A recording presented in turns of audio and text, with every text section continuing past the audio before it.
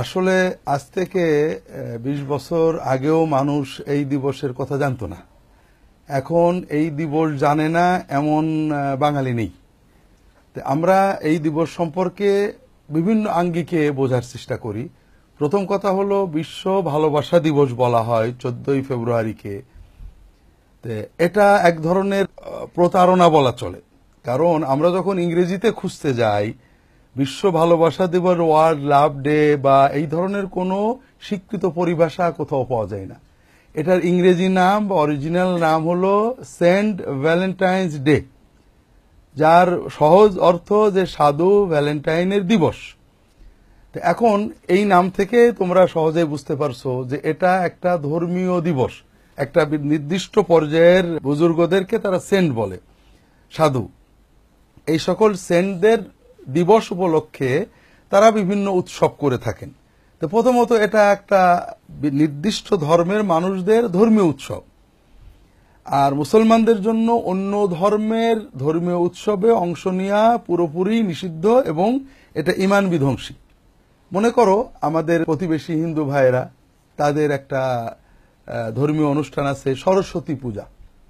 এখন যদি এটাকে আমরা বিশ্ব শিক্ষা দিবস নাম দিয়ে উদযাপন করি, তাহলে কোনো মতেই এটাকে আমরা নৈতিক বলতে পারি না যে একটা নির্দিষ্ট ধর্মের ধর্মীয় উৎসব। যেমন আমাদের আছে কুরবানির ঈদ, এটাকে বিশ্ব খাদ্যোৎসব দিবস নাম দিয়ে যদি হিন্দুদেরকে অন্যদেরকে এটা পালন করতে উদ্বুদ্ধ করা হয়, কৌশলে তাদের দিয়ে এই কুরবানির ঈদ পালন করানো হয়, এটাও অনৈতিক হবে।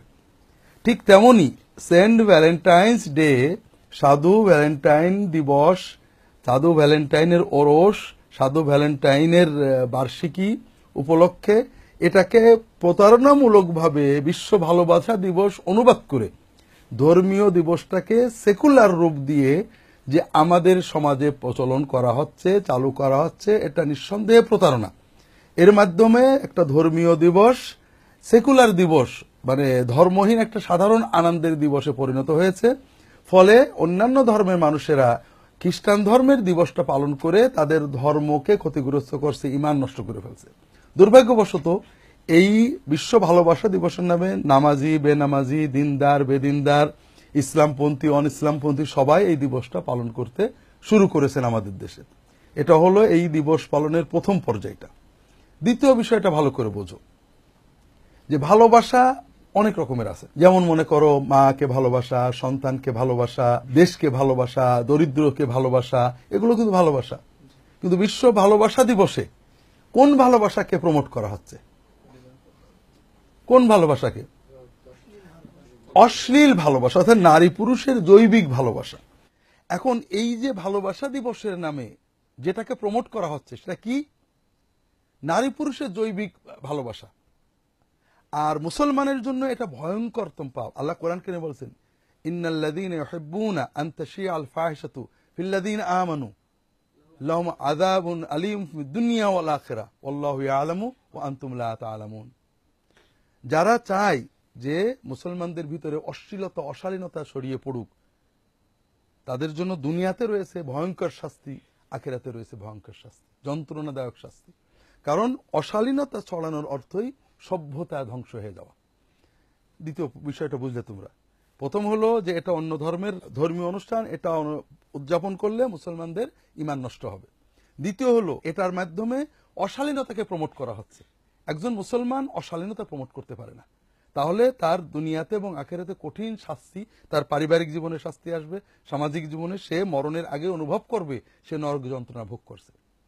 এই দিবস পালন করা মানে খ্রিস্ট ধর্ম পালন করা, এটা কোনো মুসলমান করতে পারে না। এই জন্য আমরা মাঝে মাঝে বলি যে ভ্যালেন্টাইন্স দিবসে গিফট দেওয়া, পেপসি খাওয়া, র্যালি করার চেয়ে 10-20 কেজি শুয়োরের গোশত কিনে ভুনে খেলে গুনাহ অনেক কম হবে। কারণ প্রথম কথা, শুয়োরের গোশত খেলে কেউ হালাল জেনে খায় না। গুনাহ হয় বোঝে, একবার খেলো গুনাহ হলো। কিন্তু এই যে দিবস, খ্রিস্ট ধর্মীয় দিবস পালন করছে হালাল জেনে। দ্বিতীয়ত এটা অন্য ধর্মের অনুষ্ঠান, কথা বুঝছো না? তৃতীয়ত একবার শুয়োরের গোশত খেলে প্রতিদিন খাওয়ার লোভ হয় না, এত মজাদার শুয়োরের গোশত মনে হয় না যা আমরা শুনি। কিন্তু অশালীনতায় একদিন গেলে পরের দিন আবার মনে হয় যাব। আবার এই তোর তারুণ্যের কারণে অশালীনতা তার মাথায় ঘুরতে থাকে, তার মানে স্বাভাবিক বিকাশ বন্ধ হয়ে যায়। এই জন্য আমরা সবাই এই দিবস পালনকে বর্জন করব এবং এটা বর্জনের দাওয়াত দেব। এটা বর্জন করতে মানুষদেরকে বলবো। নারী পুরুষের জৈবিক ভালোবাসা প্রমোট করা লাগে না, এমনি প্রমোটেড, এটাকে কন্ট্রোল করতে হবে। আর যেটা প্রমোটেড নয় সেগুলোকে প্রমোট করার চেষ্টা করতে হবে। আল্লাহ তাআলা তৌফিক দান করুন।